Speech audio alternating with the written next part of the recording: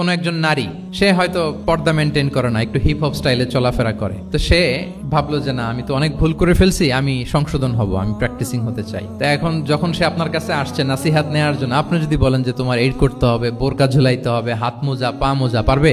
এ বলবে আগে যা ছিলাম ভালোই ছিলাম। তাকে একটু একটু করে বোঝাতে হবে, মানে এই হেজাব এটা কেন, হ্যাঁ, কাভারিং আওরা এটা কেন, কেন এটা করতে, এটা বেনিফিটটা আগে বুঝালেন যে Islam consider women as a queen, নারীকে ইসলাম কি হিসেবে কনসিডার করে?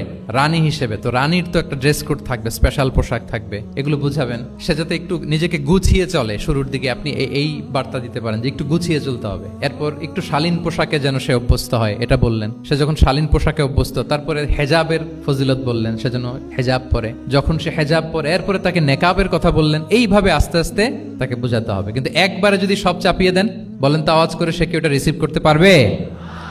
কারণ এই যে গ্রাজুয়ালিটি আর তাদাররুজ, এই সিস্টেমটা আপনি ভায়োলেট করেছেন, করেন নাই। একটু একটু করে বললে এটা মানুষের ফিতরাতের সাথেও যায়, তার নেচারের সাথেও যায়। আমরা মদ হারাম হওয়ার কথা জানি, কয়টা স্টেপে হারাম হয়েছিল মদ? একবারে যদি বলা হতো বন্ধ করার সহজ হতো সাহাবাদের জন্য? হতো না। অনেকে আছে দেখবেন যে চেইন স্মোকার, তো যে চেইন স্মোকার, আপনি যদি বলেন যে এটা হারাম, আজকেই তোমার বাদ দিতে হবে, হারাম, এটা খেতে পারবে না, পারবে? ও দুনিয়া সব বাদ দিতে পারবে, সিগারেট বাদ দিতে পারবে না। তো তারে কি করতে হবে? ফ্লেক্সিবিলিটি দিতে হবে, যে আস্তে আস্তে ছাড়েন।